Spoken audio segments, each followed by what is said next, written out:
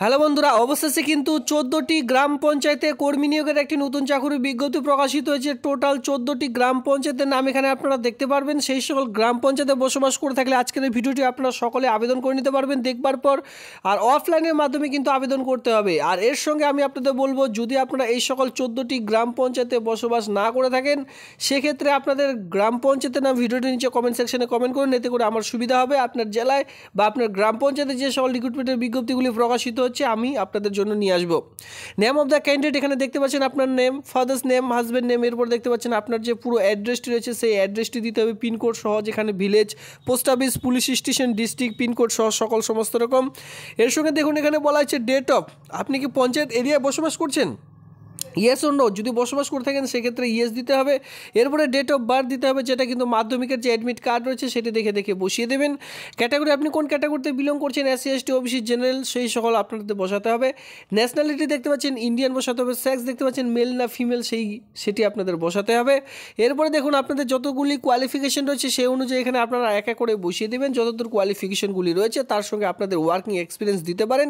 এর সঙ্গে দেখুন পরবর্তীতে আরেকটি রয়েছে, মানে এখানে টোটাল দুই ধরনের যেহেতু পোস্ট রয়েছে, মানে এই দুই ধরনের পোস্টের জন্য আপনি কোন কোন পোস্টের জন্য আবেদন করতে চান। যদি উপরের পোস্টের জন্য আবেদন করতে চান সেক্ষেত্রে উপরের যে আমি ফর্মটি দেখে দিলাম সেটি আবেদন করবেন। আর তারপরে আরেকটি পোস্ট রয়েছে তার জন্য কিন্তু এই ফর্মটিকে আপনাদের ডাউনলোড করতে হবে।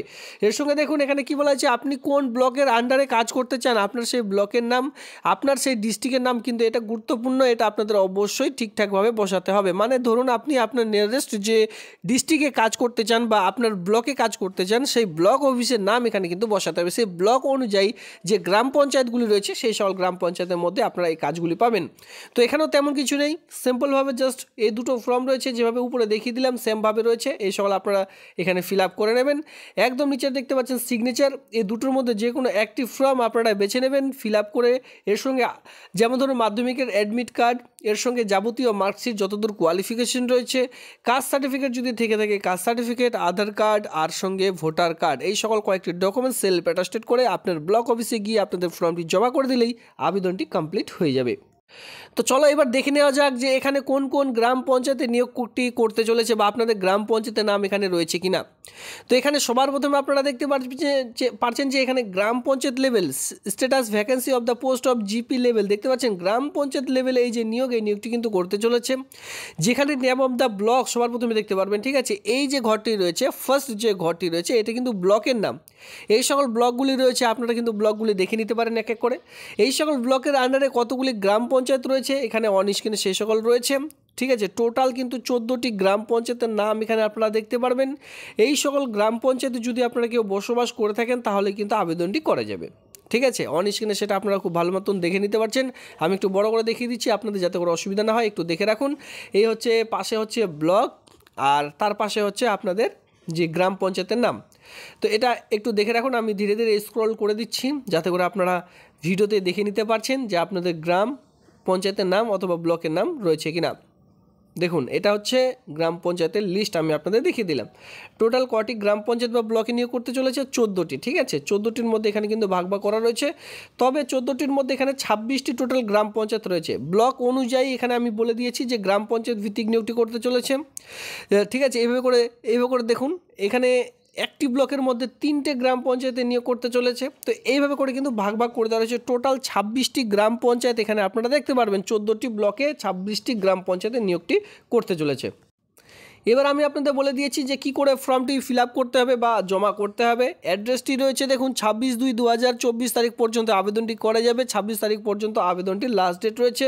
সোম থেকে শুক্রবারের মধ্যে যে কোনো একবার আপনারা গিয়ে, ঠিক আছে, অবশ্যই অফিসিয়ালি টাইমে গিয়ে আপনারা কিন্তু ফর্মটি জমা করে দিলে আবেদনটি কমপ্লিট হয়ে যাবে। এর সঙ্গে বলা আছে যে ডকুমেন্টস টু বি সাবমিটেড, সেই যে অফলাইনে ফর্মটি দেখিয়ে দিলাম তার সঙ্গে যে সকল ডকুমেন্টসগুলি আপনাদের দিতে হবে এখানে অলরেডি বলা রয়েছে, আমি শর্ট ফর্মে কিন্তু আপনাদের জানিয়ে দিয়েছি। এই কাজটির জন্য বেতন কী পাবেন, এই কাজটির জন্য বেতন যে পেয়ে যাবেন সেটি কিন্তু 16,000 টাকা পার মান্থ, প্রতি মাসে 16,000 টাকা আপনাদের দেওয়া হবে। ল্যাঙ্গুয়েজ নন, আপনি কোন কোন ভাষা জানেন, বেঙ্গলি কিন্তু আপনাদের লিখতে পড়তে এবং বলতে জানতেই হবে, নইলে আবেদন করতে পারবেন না। এর সঙ্গে আরেকটি গুরুত্বপূর্ণ বিষয় হচ্ছে এখানে দেখতে পাচ্ছেন 15 ইয়ার্সের মধ্যে যাদের বয়স রয়েছে তারা সকলে আবেদন করতে পারবেন। 18 থেকে 15 ইয়ার্সের মধ্যে 1/1/2024 অনুযায়ী বয়সটি ধরা হবে। 5 বছর ছাড় পেয়ে যাবেন SC/STরা, ওবিসিরা কিন্তু বয়সের 3 বছরের যে ছাড় সেটি কিন্তু পেয়ে যাবেন। এবার এখানে বলেছিলাম 2 ধরনের পোস্ট রয়েছে। ফার্স্ট যে রয়েছে for homeopathic for the head অফিসে নিয়োগটি করতে চলেছে, আরেকটি জাস্ট নর্মাল হেড অফিসে নিয়োগটি করতে চলেছে। এই 2 ধরনের জন্য 2 ধরনের কিন্তু আপনাদের যে ফর্ম ফিল আপ সেটি কিন্তু করতে হবে। ফার্স্ট এটি ফর্ম ফিল আপ যেটা সর্বপ্রথমে দেখিয়ে দিলাম, মানে এক কথায় যে ফর্মটি দেখিয়েছিলাম। সেকেন্ড যে ফর্মটি তার জন্য এই যে 2 নম্বর ফর্মটি রয়েছে এটি কিন্তু ফিল আপ করতে হবে। ব্যাচেলার ডিগ্রি আপনাদের পাস করতে বলা আছে। শিক্ষাগত যোগ্যতা দেখতে গেলে হোমিওপ্যাথি ফ্রম রিকগনাইজড ইউনিভার্সিটি থেকে, তাহলে আবেদনটি করা যাবে। নিচেও কিন্তু সেম পোস্ট গ্র্যাজুয়েশন ডিগ্রি আপনাদের কিন্তু লাগবে। পোস্ট গ্র্যাজুয়েশন ডিগ্রি এখানে চাওয়া হয়েছে, ঠিক আছে, অথবা এই গ্র্যাজুয়েশন BHMS নিয়ে আপনাদের কিন্তু করতে বলা হয়েছে, নইলে ডিপ্লোমা আপনাদের লাগবে DMS নইলে DHMS নিয়ে, তাহলে কিন্তু এই আবেদনটি করে নিতে পারবেন। মিনিমাম এডুকেশনাল কোয়ালিফিকেশন এখানে বলা আছে, দেখুন এখানে বলা আছে এই সকল তো ডিগ্রি এগুলো আমাদের ডিগ্রি, তবে মিনিমাম যে কোয়ালিফিকেশন সেটা কিন্তু হায়ার সেকেন্ডারি উচ্চ মাধ্যমিক পাস শিক্ষাগত যোগ্যতা কিন্তু আপনাদের প্রয়োজন পড়বে। বাকি এর সঙ্গে প্রফেশনাল কোয়ালিফিকেশন যেটা বলা আছে, মানে যে পোস্ট অনুযায়ী আবেদন করবেন সে পোস্ট অনুযায়ী জাস্ট একটি ডিগ্রি থাকলে আবেদনটি করা যাবে। তো এখানে সবার প্রথমে যেটা গুরুত্বপূর্ণ বিষয় 12 পাস শিক্ষাগত যোগ্যতা, বাকি আপনাদের যে কোনো একটি ডিগ্রি, তাহলে আবেদনটি করা যাবে। কোন পোস্টের জন্য এই নিয়োগটি করতে চলেছে? হোমিওপ্যাথিক মেডিকেল অফিসার পোস্টের জন্য, ঠিক আছে, যেটা স্টেট অনুযায়ী যে আপনাদের ব্লক রয়েছে, ব্লক অনুযায়ী আপনার অবশ্যই পঞ্চায়েত ভিত্তিক স্বাস্থ্য বিভাগগুলি রয়েছে, সেই সকল বিভাগে এই নিয়োগটি করতে চলেছে। এই নিয়োগটি প্রকাশিত হয়েছে হুগলি জেলায়।